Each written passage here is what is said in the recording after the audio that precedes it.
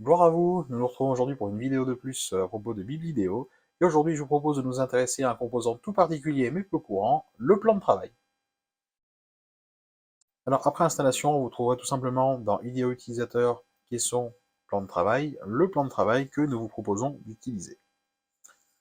Donc le bloc pilote est assez simple, vous voyez par exemple, imaginons que ces blocs soient un enchaînement de meubles, on clique dans la pièce et on va prendre toutes les faces qui nous intéressent, à savoir le dessus du meuble, les murs du fond,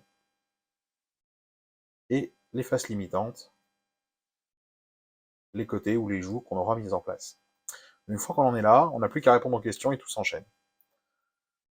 On a une profondeur mur-caisson que je vous conseille de mesurer pour rester dynamique par rapport au reste. Donc je prends mon mur, puis la face avant qui serait normalement une porte. Je vais renseigner le débord que je veux par rapport à ma porte, donc par exemple un standard de 40 mm. Et ensuite, mon type de plan de travail, soit un plan de travail droit, en L à droite, en L à gauche, en U.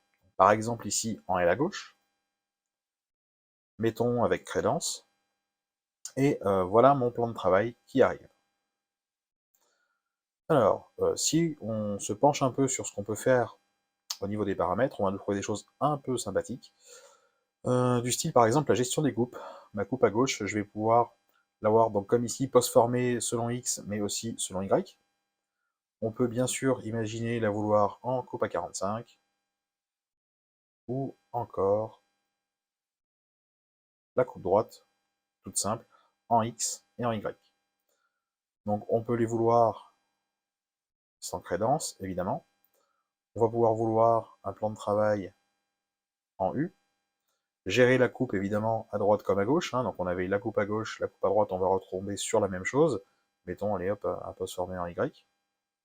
Donc avec la petite découpe qui va bien. C'est évident, mais on va pouvoir gérer tout ce qui est épaisseur plan de travail, épaisseur de crédence, hauteur de crédence, les différents décalages sur chacun des éléments pour pouvoir tout retrouver. C'est-à-dire que si par exemple vous voulez que vos plans de travail droit et gauche n'aient pas la même profondeur, vous pouvez bien sûr les modifier. Décalage, plan de travail U à droite, je veux un décalage de 400 mm, mettons.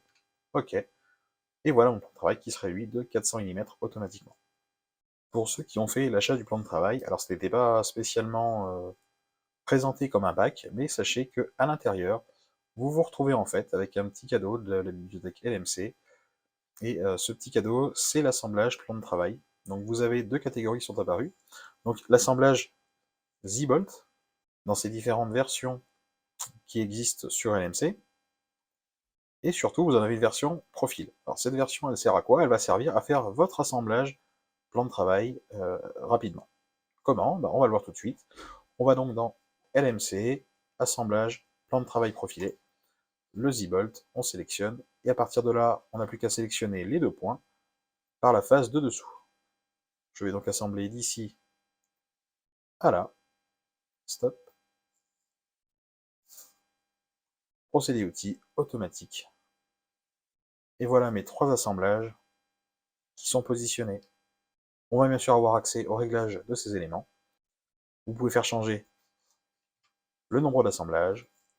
Vous pouvez décaler les instances grâce à une propagation en rendu pilote. Et enfin, si l'assembleur ne vous convient pas, vous pouvez tout à fait passer par le sous-composant, venir interchanger, et à partir de là, choisir le code qui vous correspond. Mettons qu'au lieu d'un 25, vous auriez souhaité un 35, pas de souci, voilà qui est fait. J'espère que cette présentation rapide du plan de travail et de ses moyens d'assemblage vous permettra d'apprécier la rapidité et la facilité de conception de vos plans de travail à partir de demain. En attendant, amusez-vous bien avec Biblidéo.